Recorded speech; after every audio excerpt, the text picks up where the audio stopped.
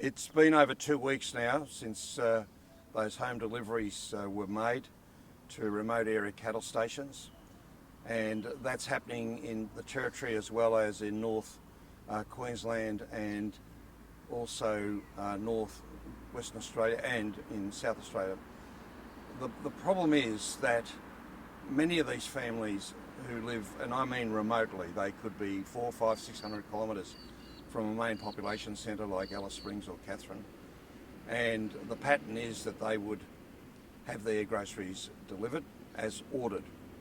Now, we've been trying to work this issue through, but I am desperately concerned for their welfare and have now alerted the Virus Commission through the Chief Operating Officer that this is an issue that's live and needs immediate attention. If we're still talking about this in a month's time, that will be totally unacceptable. Well, you've got to remember, when they buy up, they generally buy up for a 3 or 6 month period, particularly those who might normally be cut off by rising floodwaters, which they expect every year. So we don't know the situation of every property, but we're in the process of trying to get around.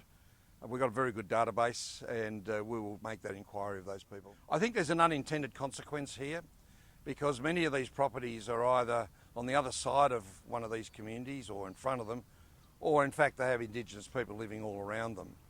And I don't think anyone deliberately went out of their way to make it hard for the properties, but this is what has happened. Now, it may be it's being enforced in a way that was never intended, but whatever happened, and I've been dealing with the Northern Territory Cattlemen's Association with this, together with the Virus Commission, and I hope that we have a resolution sooner rather than later. People have been battered and bruised because invariably they've been in either flood, drought, or flood and drought, bushfires, and now the virus. It's been a pretty tough period of time. And whilst I read in some papers that it's never been a better time to be a farmer, well, can I tell you, they're doing the hard yards out there, and we, the Australian community, need to get behind them and support them. I watched on television this morning, and the main grocery chains were saying that their home deliveries everywhere have been suspended for 2 weeks.